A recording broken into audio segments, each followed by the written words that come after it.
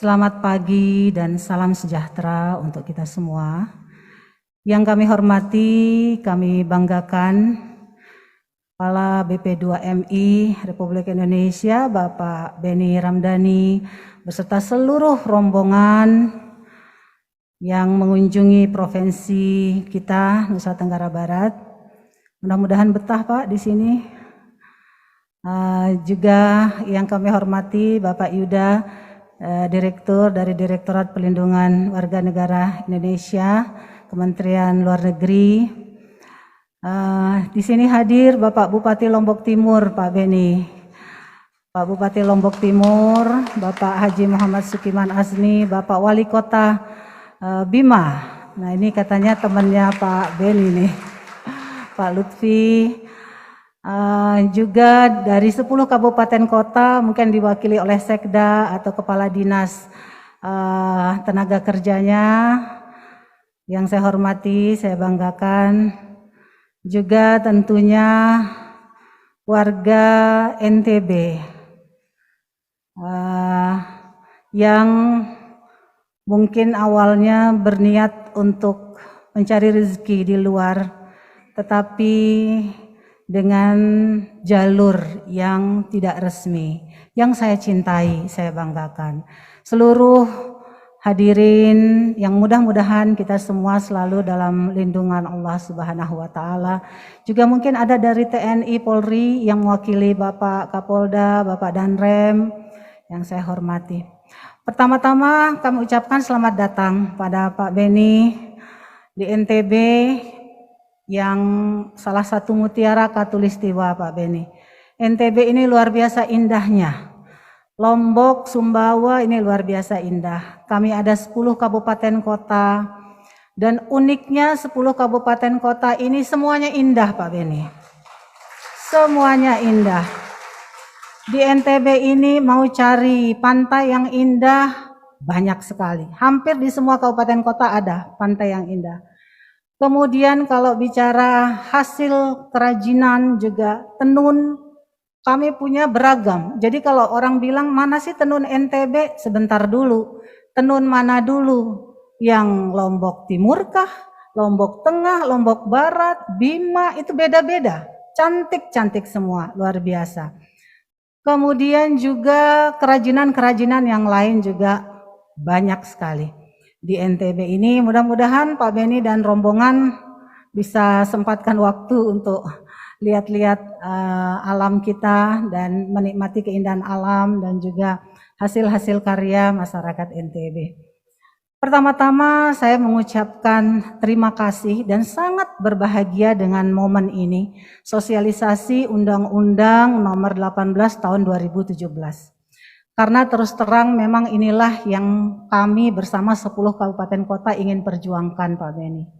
Kita tahu betul bagaimana merealisasikan buruh migran yang prosedural 100% itu tidak mudah. Karena kita bicara jaringan juga. Sehingga betul-betul sungguh butuh kerjasama dari pusat sampai dengan tingkat desa dan dusun.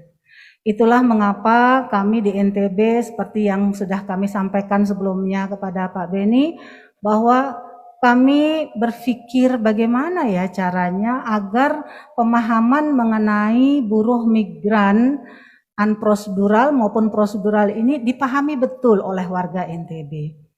Itulah mengapa kemudian kami menginisiasi program yang namanya revitalisasi posyandu. Dengan harapan edukasi itu bisa masuk dari level dusun. Karena kami paham, saudara-saudara kami ini yang ada di depan kita ini mungkin tidak paham kenapa betapa beresikonya menjadi tenaga kerja unprosedural atau ilegal. Coba tiang tanya sama pelunggu. Ngerti enggak pelunggu bahwa menjadi pekerja migran yang ilegal itu resikonya sangat besar? Ngerti enggak? Ibu-ibu ini, mbak-mbak yang ada di depan, ngerti enggak pelunggu? Pasti pelunggu enggak paham. Masa pelungguh mau keluar dari NTB, mau menyabung nyawa, mau beresiko, mau keluar negeri tanpa perlindungan apapun, mau diapakan sama orang di sana, pasrah, karena memang tidak tersistem. Sebenarnya kalau pelungguh pahami, tidak mungkin pelungguh akan mau keluar tanpa proteksi, ya, tanpa persiapan. Ini negara orang, okay? Pemerintahannya beda. Kalau kita di Indonesia, kita dilindungi oleh pemerintah kita. Kalau kita keluar dengan prosedur yang baik, resmi, dilindungi juga oleh pemerintah kita. Tapi begitu kita tidak pakai prosedur resmi, maka ya kita siap dengan risiko yang sangat-sangat menyedihkan seperti apa yang sering kita dengar, kita alami, ya, yang ditangani oleh pemerintah selama ini. Nah, harapannya Pak Kepala, dengan posyandu keluarga itu, revitalisasi posyandu itu, kita harapkan edukasi-edukasi ini terjadi setiap bulan, ya, bahkan tidak setiap bulan, bisa pun setiap minggu, tergantung daripada aktivitas kadernya di seluruh dusun, di seluruh NTB, yang terus-menerus mengedukasi masyarakat sehingga masyarakat paham dari tingkat dusun bahwa keluar negeri, mencari nafkah di luar negeri itu butuh persiapan yang sungguh-sungguh. Kalau tidak, maka kita istilahnya mengorbankan diri kita, terpapar oleh resiko yang sangat berbahaya.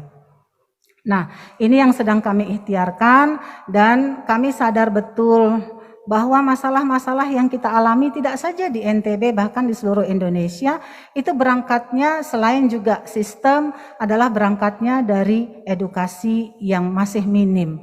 Artinya masyarakat kita tidak paham resikonya, apa yang akan mereka alami di luar. Nah, inilah yang terus-menerus kita ikhtiarkan bersama, sehingga mudah-mudahan dengan adanya edukasi yang terus-menerus, masyarakat kita akan bisa memproteksi dirinya.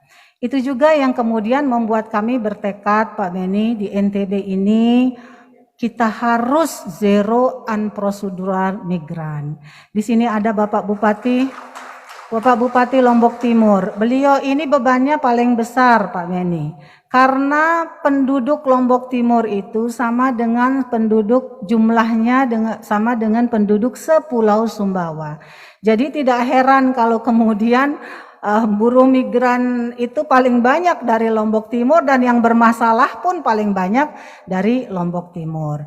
Tapi insya Allah kami sudah duduk bersama. Begitu juga dengan Bapak BP2 UPT BP2MI yang luar biasa kerjasamanya selama ini. Kita sudah duduk bersama juga dengan Polri, ya, dengan BP2MI, kemudian KKP, ya, semua pihak yang berhubungan dengan masalah PMI kita sudah duduk bersama dan membuat kesepakatan, Pak Beni. Di akhir 2020 kemarin, 30 Desember, kita sudah tanda tangan. 10 kabupaten kota sudah menandatangani kesepakatan bersama apa yang harus kita lakukan masing-masing. Jadi tugas dan tanggung jawab masing-masing. Dari BP2MI, dari pemerintah provinsi, dari kabupaten kota, bahkan sampai desa. Jadi udah ada matriknya, tugas-tugas kita apa masing-masing, dan ini sangat-sangat sesuai dengan Undang-Undang 18 2017 ini. Jadi ini betul-betul manifestasi daripada Undang-Undang 18 2017 yang kita ingin perjuangkan betul di NTB, karena tidak ada dari kami ini yang mau, Pak Kepala, NTB ini terkenal karena masalah buruh migran yang bermasalah. Tidak ada yang mau dari kita. Setuju enggak? Setuju nggih? Tidak ada kita yang mau terkenal karena masalah. Yang kita mau kita terkenal karena prestasi.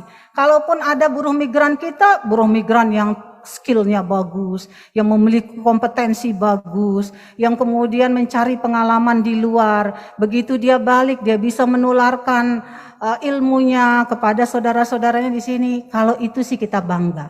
Tapi kalau misalnya yang keluar itu kemudian bermasalah yang kita terima, nauzubillah min zalik, jenazahnya yang kita terima, kondisi yang sudah teraniaya, nauzubillah. Hal-hal yang seperti itu tentu kita tidak inginkan, ya. Bapak Bupati Wali Kota juga sangat tidak menginginkan. Maka mari ya kita jaga diri kita ya semua, karena pemerintah hadir ya. Dengan Undang-Undang Nomor 18 2017 ini sungguh-sungguh pemerintah hadir untuk bagaimana melindungi warga negaranya. Ya, kita sebagai warga negara juga harus memahami itu dan juga harus betul-betul bisa memproteksi diri kita sendiri supaya jangan tertipu. Nggih, ibu-ibu, tertipu oleh hal-hal yang sebenarnya hanya fata morgana. Nah, kelihatannya saja senang di awal, tapi ujung-ujungnya masalah demi masalah. Untuk apa? Nah, itu yang mudah-mudahan kita bisa perjuangkan bersama. Tentunya mohon support Pak Kepala, Pak Beni, mohon support untuk NTB. Kami sudah tanda tangan kesepakatan dengan 10 kabupaten kota, kita harus zero unprocedural migran. Kita tahu itu sulit, tapi harus kita lakukan. Kalau kita filter dari dusun, dari desa, pasti bisa. Selama kita mau, selama seluruh kepala desa di NTB ini paham, cinta warganya, mau melindungi warganya, harusnya bisa. Nah, ini yang harus betul-betul kita perjuangkan bersama agar kesepakatan yang di dalam kertas, di atas kertas itu betul-betul bisa kita realisasikan, ya. Dan alhamdulillah pandemi ini jangan kita lihat susahnya saja. Pandemi memang banyak sekali masalah yang kita alami dengan adanya pandemi, tapi untuk masalah buruh migran ilegal atau unprocedural migran ini adalah waktu kita bebenah. Karena kan jumlah dari 2019 sampai sekarang, dari 2017 sampai sekarang kan menurun tajam. Jumlah PMI kita menurun tajam. Nah, ini saat kita 10 kabupaten kota bebenah sampai dengan tingkat desa, sehingga nanti setelah pandemi berlalu kita udah siap semua. Siap secara mental, secara sistem, sampai dengan desa untuk memfilter, memilah ya, meyakinkan warga kita kalau keluar harus prosedural. Kalau keluar harus ada pelatihan dulu, harus mengikuti syarat-syarat yang ditentukan pemerintah, yang itu semua demi kebaikan kita. Bukan untuk pemerintah tapi demi kebaikan warganya. Selamat berjuang Bapak-bapak 10 kabupaten kota, utamanya Bapak Bupati Lombok Timur, di sini hadir Bapak Wali Kota Bima. Selamat berjuang untuk kita semua, insya Allah. Kepala BP2MI Bapak Beni akan terus mensupport, apalagi di sini Bapak Kepala UPT tidak habis-habis secara intens berkoordinasi terus, apalagi di masa pandemi ini. Terima kasih, semoga sosialisasi ini berjalan dengan lancar dan ada hasilnya yang langsung bisa kita terapkan di 10 kabupaten kota. Kita langsung membenahi semuanya agar zero unprocedural migran betul-betul bisa kita perjuangkan di Nusa Tenggara Barat. Terima kasih. Wassalamualaikum warahmatullahi wabarakatuh. Waalaikumsalam warahmatullahi wabarakatuh. Terima kasih.